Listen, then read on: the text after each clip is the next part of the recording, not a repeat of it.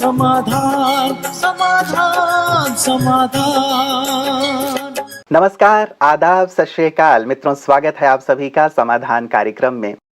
उम्मीद है कल रात आपको बहुत अच्छी नींद आई होगी। मैं इसलिए पूछ रहा हूँ क्योंकि कल हमारी चर्चा हुई थी भूत प्रेतों पे और लास्ट मैंने इसी पे किया था। मुझे याद आती है एक घटना, एक पति और पत्नी दोनों ही कार से कहीं जा रहे थे। उन दोनों का एक्सीडेंट हो गया। पति मर के भूत बन गए और पत्नी मर के चुड़ैल बन गई। कुछ दिनों के बाद दोनों की मुलाकात हुई तो पत्नी जो चुड़ैल बन चुकी थी, पति से कहा कि अजी आप तो बिल्कुल बदल गए हैं भूत बन के। पति महोदय ने कहा लेकिन तुम बिल्कुल नहीं बदली हो, तुम जैसी थी वैसी की वैसी ही हो। खैर ये हंसी की बात रही। बहने मेरी बात का बुरा ना माने, मैं आपके मुख पे मुस्कान लाना चाहता था। वास्तव में बहुत सारी बातें मृत्यु के पश्चात क्या होता है ये हमारे जेहन में रहती है और मुझे लगता है कि इसका उत्तर हमें आध्यात्मिक जगत से ही प्राप्त हो सकता है। इसीलिए हम भ्राता जी से लगातार इसकी चर्चा कर रहे हैं। आइए इस चर्चा को आज भी आगे बढ़ाते हैं। भ्राता जी आपका बहुत बहुत स्वागत है, अभिनंदन है। Thank you. भ्राता जी कल जब हम चर्चा कर रहे थे तो बहुत सारे लोगों के प्रश्न भी इस विषय पे आए। ये पायल चौहान जी हैं, वो कहती हैं कि पहले तो मुझे ये बताएं कि क्या भूत प्रेत पिशाच जिन्न आदि सचमुच में होते हैं या केवल ये कोरी कल्पना है। तो सीधा सा प्रश्न पहले पायल चौहान का है भ्राता जी। पहले तो मैं आपके उस बात का उत्तर देना चाहता हूँ कि मृत्यु के बाद वो युगल दोनों भूत और चुड़ैल बन गए। मेरे कभी सभी ये सोचने लगे कि हमें भी ऐसा ही बनना पड़ेगा, तो ऐसा कुछ नहीं है। मैंने हंसी में ये बात की शुरुआत की थी। ऐसा कुछ नहीं है कि मृत्यु के बाद सभी भूत बनते हैं या चुड़ैल बनते हैं या पिशाच बनते हैं। मैं कभी कभी सोचा करता हूँ ये नाम उनको दिए किसने, उनका थोड़ा ही वहाँ कोई ऑर्गेनाइजेशन है। ये तो इंसानों ने ही शायद दिया। मनुष्य ने जैसा देखा वैसा नाम दे दिया, तो वास्तव में ऐसा कुछ नहीं है। देखिए जब आत्मा शरीर छोड़ती है तो शरीर छोड़ने के साथ वो सूक्ष्म शरीर के साथ देह से बाहर निकलती है। इसमें अगर किसी ने पाप कर्म बहुत किए हैं तो उससे पाप के काले वाइब्रेशंस चारों ओर फैलते हैं, अर्थात काला उनका सूक्ष्म शरीर बन जाता है। जब वो शरीर छोड़ेंगे तो वो काले काले दिखेंगे, जिसको दिखें, सबको नहीं दिखते हैं, तो लोग कहेंगे भूत बन गया। या ये शब्द आम लोगों के मुख पर भी आ गया है, किसी ने किसी को देख लिया तो भूत है, चाहे वो फरिश्ता ही क्यों ना हो, उसे कहेंगे तो भूत है। तो वास्तव में ये ऐसा होता है कि अगर किसी की एक्सीडेंटल डेथ हो गई, अचानक मृत्यु, दुर्घटना, या किसी के पाप बहुत ज्यादा हो गए, उसे मनुष्य योनि मिल नहीं सकती। ये अलग बात है, उस पर हम आगे चर्चा करेंगे कि मनुष्य पशु नहीं बनता, मनुष्य मनुष्य ही बनेगा। उसके पाप कर्मों की सीमा उससे बहुत आगे निकल गई जहाँ उसको मनुष्य योनि मिलती, तो वो उस समय तक भटकते रहेंगे जब तक उनके पापों की सजा उन्हें मिले और वो उसके कर्मों का खाता उस लेवल पर आए कि वो मनुष्य योनि में प्रवेश कर सके। तीसरी एक बात और है, जिन लोगों का कनेक्शन भूत प्रेतों से यहाँ है, जो तंत्र मंत्र विद्या करते हैं, जो भूतों को सिद्ध करते हैं, अपने वश कर लेते हैं, निश्चित रूप से वो देह छोड़ने के बाद उसी योनि में चले जाते हैं, क्योंकि उनसे उनका कर्मों का खाता बनता रहता है, कर्मिक अकाउंट तैयार होता रहता है। तो भूत प्रेत उन्हें ये भी हम कह सकते हैं कि अट्रैक्ट कर लेते हैं अपनी ओर और उन्हें भी पुनर्जन्म नहीं मिलता है। दूसरा, ऐसे लोग कुछ पाप भी ज़्यादा ही कर लेते हैं, तो इसलिए वो ऐसी योनियों में चले जाते हैं। तो ये होते तो हैं, लेकिन ये इतने ज़्यादा नहीं कि उनसे कोई डरने की बात हो या हम भी कोई वैसे ही बनेंगे। इस संकल्प से बिल्कुल निश्चिंत रहना चाहिए। जिनके अच्छे कर्म हैं वो मनुष्य योनि में बहुत अच्छा जन्म लेते हैं। ये सब योनियां हैं तो सही, लेकिन बहुत थोड़ी, और कुछ समय के बाद उनका फिर पुनर्जन्म भी हो जाता है। मतलब डरने की आवश्यकता नहीं है। मतलब ये फैक्ट नहीं है कि जो भी मरेगा जाके भूत ही बनेगा या बनेगा ही बनेंगे। कर्मों पे ही निर्भर करता है। यदि अच्छे कर्म है तो तुरंत उनको पुनर्जन्म भी मिल जाता है। अगली इनकी बात है भ्राता जी कि यदि सचमुच है, जैसे आपने कहा कि ये योनियां होती हैं, क्या आपने इन्हें देखा है, ये भी ये पूछ रही हैं। देखो, मैंने एक ही बार देखा था और मुझे ये अनुभव हुआ तब कि मैंने जो कुछ उसको कहा उससे वो मुक्त हो गई आत्मा। बहुत साल पहले, 30 साल पहले एक छोटा सा अनुभव था। मैं नक्की किनारे घूम रहा था तो एक लेडी रूप में फटाफट चढ़ के ऊपर आई, पूछा मुझे रघुनाथ मंदिर जाना है। मैंने कहा इधर से चल जाओ, और वो गुम। और वो चढ़ाई इतनी ज़्यादा थी 15 फुट के, उस पर कोई व्यक्ति ऐसे ऐसे चढ़ जाए ये संभव नहीं तो था। आपको तब नहीं लगा कि ये कोई भूत नहीं, मुझे तब ऐसा आभास नहीं हुआ। फिर मुझे किसी ने बताया कि यहाँ ऐसा प्रभाव है, लेकिन मैंने ये भी सुना कि उसके बाद वो प्रभाव समाप्त हो गया। और मुझे भिन्न भिन्न लोगों से इस तरह के अनुभव मिले, मेरे पास भी ऐसे लोग आए। तो वास्तव में ये तो बिल्कुल आभास हुआ, क्योंकि वो आत्माएं हैं, तो हमें आत्माओं से डरने की जरूरत नहीं। जैसे मनुष्य के अंदर आत्मा है, वैसे ही वो भी आत्माएं हैं, इसलिए उनसे घबराने की तो कोई आवश्यकता ही नहीं।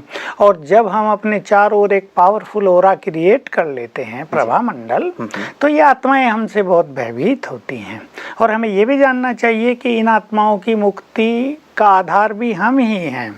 हम इन्हें कुछ अच्छी चीजें सिखाएंगे तो वो मुक्त हो जाते हैं। मेरे पास ऐसे बहुत अनुभव अब हुए। अच्छी चीजें सिखाएं, हाँ। ये भी तो उनके लिए क्या मतलब विशेष भ्राता जी, लोग तो बहुत डरते हैं इनसे कि लोग हमारे नजदीक ही ना। वही मैं अनुभव सुनाना चाहता हूँ। तो किसी के तन में आ गए, 5-7 अनुभव मेरे पास हैं। और एक तो ऐसी आत्मा थी मुस्लिम की, और उसको इसीलिए भेजा था कि इसको मार कराना तुम्हें, तभी तुम मुक्त होगे।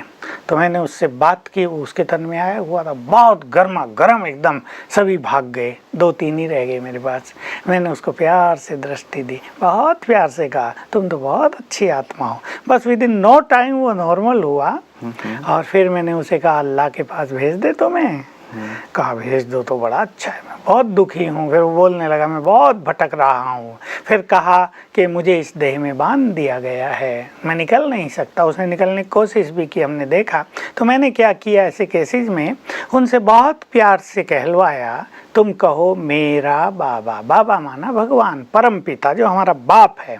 चाहे वो अल्लाह को मानते हैं, खुदा को मानते हैं, उसको अपना मालिक मानते हैं, वो परम पिता है। तो प्यार से बोलो मेरा बाबा। 7 बार हमने बुलवाया तो आत्माएं जैसे जाने के लिए तैयार हो गई। तो इनसे डरने की बात नहीं, ऐसी अच्छी चीजें सिखाएंगे। मैंने योग भी सिखाया। एक डॉक्टर के तन में ही एक आत्मा आई हुई थी, उसने कहा मुझे मुक्ति चाहिए। मैंने उसको 15 मिनट में बिल्कुल अच्छी तरह योग सिखाया। निश्चित रूप से वो मुक्त हुई होगी। हमारी कई बहनों ने आत्माओं को कोर्स कराए, दूसरे के तन में जो आती थी वो भी मुक्त हुई। तो डरने की कोई बात नहीं, आत्माएं शांति लेने भी आती हैं और भटकते भटकते खुद भी बहुत दुखी हो जाती हैं। पहचान में कैसे आता है भ्राता जी कि इनके तन में दूसरी आत्मा है या वही आत्मा है? कई बार ऐसा नहीं होता कि क्या मानसिक संतुलन शायद किसी का ऐसा बिगड़ गया हो तो वो स्प्लिट पर्सनालिटी की, जैसे हम लोग पहले बात कर रहे थे, वैसी बात हो, तो क्या ऐसा भी संभव नहीं? दोनों चीजें होती हैं, कभी कभी ऐसा भी होता है, कुछ केसेस में ऐसा भी देखा गया। लेकिन अधिकतर में उनके हाव भाव से, जब उनसे बात करते हैं तो खुद ही बता देते हैं हम आत्मा हैं और हम इसके तन में आए हैं, तो वो खुद ही बता देते हैं। साइकेट्रिक पेशेंट अलग होता है। मेरे पास एक बहुत अच्छा अनुभव मैं आपको सुनाना चाहता हूँ अपने दर्शकों को। एक युवक है, बैंक मैनेजर जी, मेरे पास आ बैठा, मेरे को मिला है कई बार, तो बात करने लगा मुझे मुक्ति चाहिए, मुझे शांति चाहिए, मुझे शांति बहुत प्रिय है। मैंने उसको देखा तो जैसे वो बोल तो रहा है लेकिन जैसे यहाँ नहीं है। मैंने कहा तुम्हें मुक्ति क्यों चाहिए? स्वर्ग में भेजेगा ना तुमको शिव बाबा, वहाँ जाना? नहीं, मुझे स्वर्ग में नहीं जाना है, मुझे तो मुक्ति चाहिए। फिर मैंने उसे कहा अच्छा कल तक ये प्रैक्टिस करके आओ, तुम्हें मुक्ति देखें, उसका मार्ग दिखाएंगे। वो प्रैक्टिस करके आया, अगले दिन आया। फिर मैंने कहा तुम कल मुक्ति मांग रहे थे कि हाँ मुझे मुक्ति चाहिए। तो मैंने, हमारे पास प्रसाद रहता है, टोली हम उसे कहते हैं, मैंने उसे दृष्टि दे के और मास्टर सर्वशक्तिवान का अभ्यास करके उसे दिया कि लो खा लो। अच्छा, उसने मेरे सामने ही खा ली और सचमुच वो आत्मा उससे निकल गई। तो वो जो मैनेजर था वो सावधान, अरे मैं क्या बोल रहा था, वो सुन तो वो भी रहा था कि मैं भी सुन रहा था, पर मैं तो नहीं बोल रहा था कि मुझे ये सब चाहिए। मैं ठीक हो गया भाई, मुझे इस आत्मा ने बहुत तंग किया हुआ था। तो ऐसे प्रसाद खा के भी कई लोग मुक्त हो गए। जी जी जी।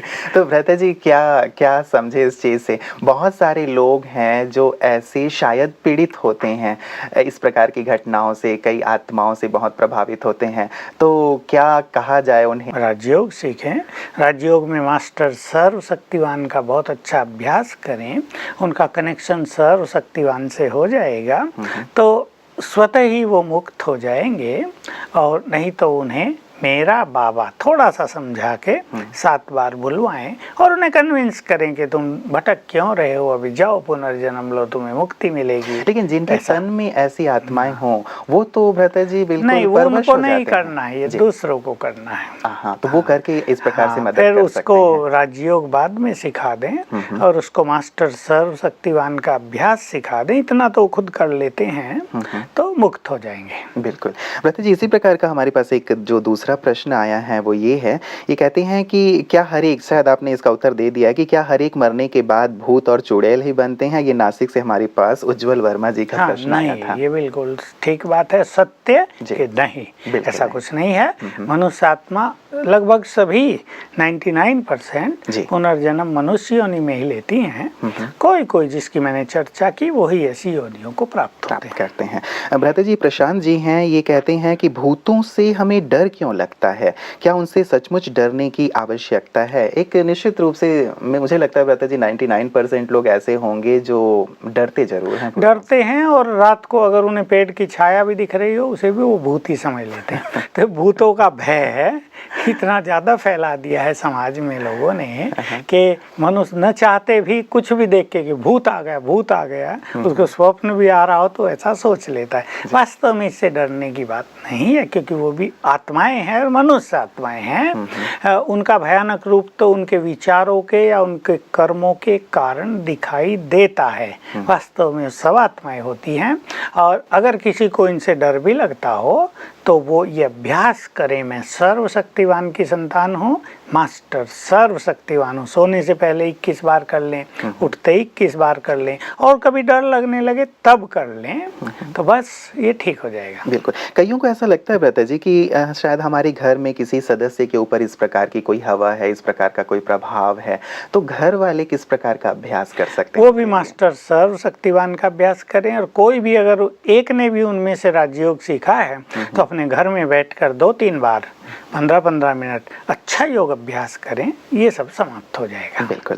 भ्राता जी, ऐसे ही हमारे पास एक और दूसरा आया है मेल। ये कहते हैं कि कई लोग भूत को भगाने के लिए हनुमान चालीसा पढ़ते हैं, क्या सचमुच इससे भूत भाग जाते हैं, या भय को भगाने के लिए हनुमान चालीसा? भय भी उससे नष्ट हो जाता है, और जब मनुष्य निर्भय हो जाता है तो भी ये भूत भाग जाते हैं, क्योंकि मनुष्य का भय जैसे इनको अट्रैक्ट करता है। और जब मनुष्य बहुत निर्भय है, जो ये सोचता है मैं इन सब से पावरफुल हूँ, इन सब का मेरे पे कोई असर नहीं हो सकता, तो सचमुच उससे ये भूत ही भयभीत होते हैं। तो ये जो हनुमान चालीसा आदि बना हुआ है भ्राता जी, इससे क्या विशेष प्रभाव? वही एक मान्यता चली आ रही है, हनुमान को महावीर के रूप में दिखाया, बहुत शक्तिशाली, और ये एक मान्यता समाज में प्रचलित हो गई। तो हनुमान की तुम मान्यता रखोगे, उसकी पूजा करोगे या उसकी हनुमान चालीसा का पाठ करोगे तो इससे मुक्त हो जाओगे। तो इस भावना का भी असर, और जो वो है उसके कारण मनुष्य का मनोबल भी बढ़ जाता है, तो दोनों के कारण उन चीजों से मुक्त हो जाते। अब मुझे लगता है भ्राता जी सभी को हनुमान चालीसा तो याद नहीं भी होगा, अब कहाँ वो निकाल के पढ़ने लगे जब ऐसे भय का वातावरण हो। तो ऐसा यदि कहीं भय लगे,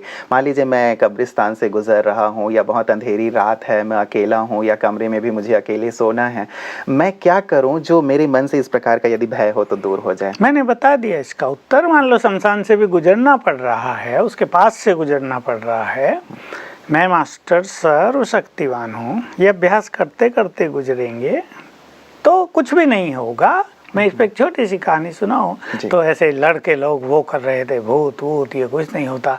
2 उनमें से बड़े बहादुर थे, हम इनसे नहीं डरते, ये वो। तो कहा अच्छा रात को 12 बजे शमशान में तुम ये कील गाड़ के आ जाना।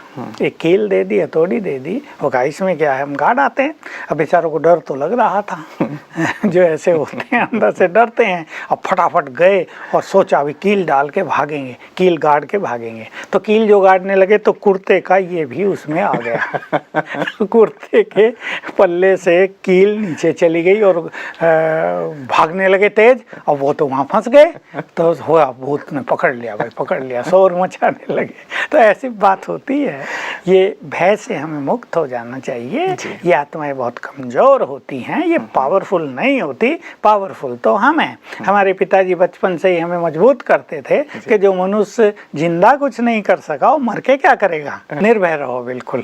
तो हम तो निर्भय हो गए थे। तो यही सत्य बात है कि हम इनसे डरने की जरूरत नहीं। कई लोगों को कुछ ऐसी आकृतियां दिखाई देती हैं बता जी, जो बहुत भयावह होती हैं, तो उन आकृतियों को देख करके संभवतः लोगों के मन में भय बैठ जाता है, या कई बार किसी स्थान विशेष में जाने से वहाँ का वाइब्रेशन ही बहुत नेगेटिव होता है, तो वो व्यक्ति को कहीं ना कहीं भयभीत कर देता है। तो उस स्थिति में भी व्यक्ति कैसे अपने आप को वही बस मास्टर सर्वशक्तिमान का अभ्यास करे। जैसे मैंने कहा, ये हैं तो जरूर जी, लेकिन न तो ये सबको दिखेंगे और न सब पर इफेक्ट करेंगे। इसलिए अगर डर भी लगता है तो ये अभ्यास करें और इनसे बिल्कुल निर्भय हो जाएं। पता जी, अगली एक बात आई हुई है हमारे पास कि एक ऐसी मान्यता है कि यदि लड़के लड़कियां अविवाहित रह जाएं तो उनकी कामनाएं चूंकि अतृप्त रह जाती हैं, इसलिए वो भटक जाते हैं। क्या ये सत्य है? देखिए, कामनाएं अतृप्त रह जाती हैं लेकिन वो भटकेंगे नहीं। अगर वो योग अभ्यास करेंगे बहुत अच्छा, तो जो ये इनकी वासना की कामनाएं हैं ना, वो चैनलाइज हो जाएंगी। वो जो शक्ति है, फिजिकल पावर, वो स्पिरिचुअल पावर में बदल जाती है और वो पावर उनको बहुत डिवाइन कर देगी, बहुत आनंद में रखेगी। तो मन जब आनंद में होगा तो वासनाओं की ओर जो मन खिंचा रहता है उससे मुक्त हो जाएंगे। ये बिल्कुल नेचुरल है कि जो अविवाहित रह गए और पवित्रता की धारणा के लिए उनके पास कुछ नहीं है तो उनकी वासनाएं उन्हें सताएंगी, वो इधर उधर भी भटकेंगे अवश्य। लेकिन जो मनुष्य राजयोग का अभ्यास करता है, राजयोग से इन वासनाओं को न्यूट्रल करने की शक्ति आ जाती है।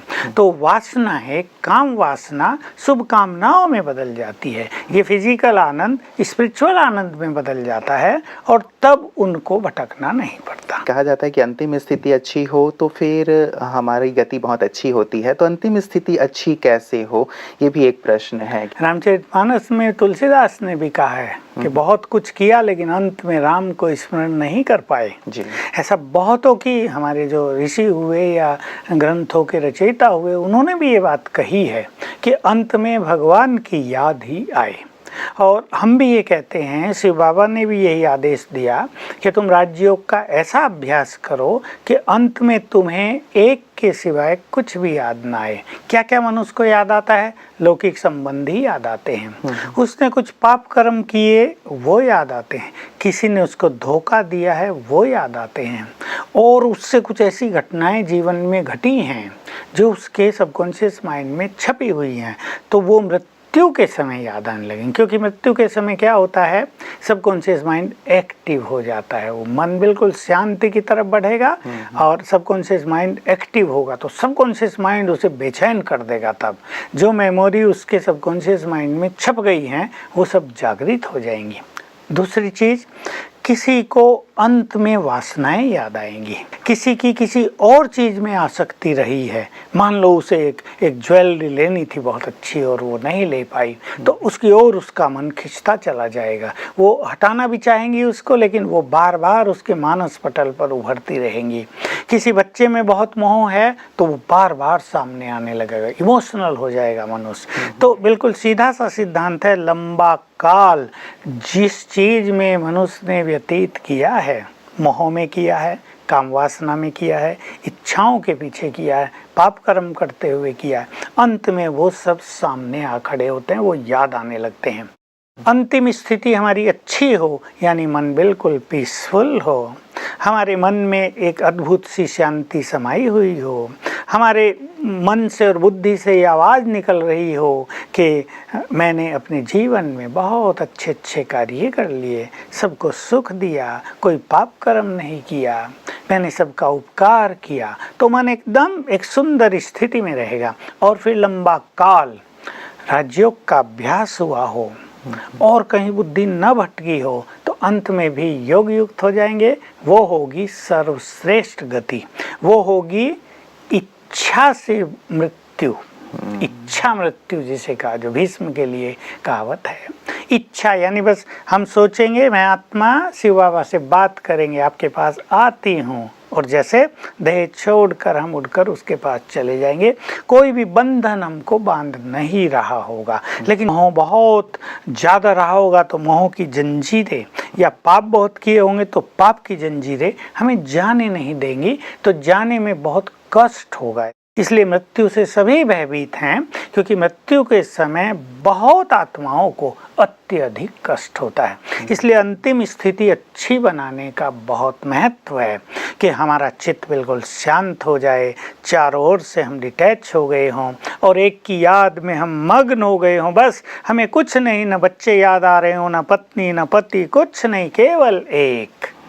ये है सर्वश्रेष्ठ गति। बिल्कुल बिल्कुल। इसके लिए मुझे लगता है भ्राता जी काफ़ी अच्छी मेहनत करने की आवश्यकता पड़ेगी जिन्होंने भी ये प्रश्न किया है। विशेष करके भ्राता जी जब हम इस प्रकार की स्थिति की ओर बढ़ना चाहते हैं तो बहुत सारी चीज़ें आसपास की जो हैं, सांसारिक हैं, बातें हैं, जैसे आपने कहा कि चाहे पति पत्नी, बच्चे, व्यवसाय, ये सारी चीज़ें हमें खींचते हैं और बांधने की कोशिश करते हैं।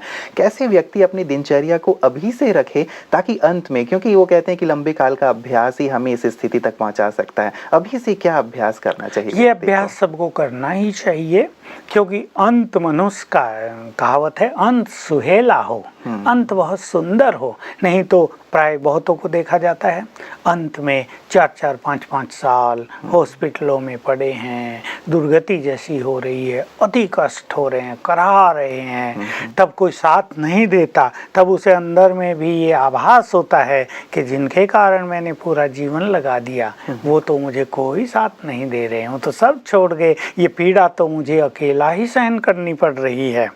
तो तब मनुष्य को एक अवेयरनेस होती है, तब वो सोचता है कि काश तुमने अपने लिए भी कुछ किया होता, काश तुमने परमात्म ध्यान भी किया होता, उससे भी नाता जोड़ा होता, कुछ पुण्य कर्मों के खजाने भी अपनी झोली में भर लिए होते, तो अब अंतिम समय में वो तुम्हें बहुत काम आते।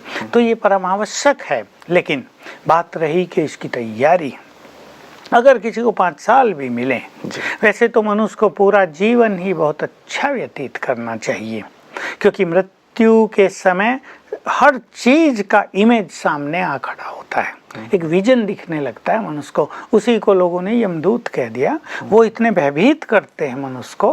पहले तो जैसे मनुष्य पाप कर्म करने में बड़ा आनंदित रहता है, वाह मैंने फलाने का इतना पैसा छीन लिया, मैंने ये कर लिया, डाका डाल लिया, मैंने धोखा दे दिया, मेरे जैसा कोई नहीं। लेकिन यही पाप कर्म जो तब उसे रियलाइज नहीं हो रहे थे, मृत्यु के समय डीपली रियलाइज होते हैं और ये भूत की तरह उसे दिखाई देते हैं जो उसे बहुत भयभीत करते हैं। तो एक तो बात यह कि मनुष्य को पूरा जीवन ही बहुत अच्छा व्यतीत कर लेना चाहिए। लेकिन अगर किसी को 5 साल भी मिल जाएं, मृत्यु का तो किसी को पता नहीं होता, लेकिन जब से कोई राजयोग के पथ पर आ गया तब से उसे अपने मोहों को आत्मिक प्रेम में बदलते चलना चाहिए, कर्तव्यों को अनासक्त भाव से पूर्ण करना चाहिए, जीवन के हर कर्म निष्काम भाव से करने चाहिए और दूसरों को सुख देना, दूसरों की भलाई करना, परोपकार करना, इसमें लग जाना चाहिए। जी जी, बहुत सुंदर प्रकाश भ्राता जी आपने दिया है कि क्या तैयारी अभी से करें। हमारे सभी दर्शक भी इस प्रकार से अभ्यास करके अपने आप को तैयार करेंगे ताकि अंत समय बहुत ही श्रेष्ठ और सुंदर हो। आज के सुंदर प्रकाश के लिए भ्राता जी बहुत बहुत आपका शुक्रिया। मित्रों, एक सेठ जी बिल्कुल मृत्यु सैया पे लेटे हुए थे। उनका पूरा परिवार उनके चारों तरफ था, उनके बच्चे भी खड़े हुए थे। सेठ जी ने आवाज़ दी नारायण, तो नारायण ने कहा जी पिताजी मैं खड़ा हूँ। उन्होंने कहा राम, राम ने भी कहा कि जी पिताजी मैं खड़ा हूँ। लक्ष्मण, उसने भी कहा कि जी पिताजी मैं खड़ा हूँ। पिताजी, सेठ जी बिल्कुल नाराज़ हो गए कि तुम तीनों यहीं खड़े हो तो दुकान पे कौन है। तो अंतिम समय में भी ऐसी स्थिति हमारी ना हो।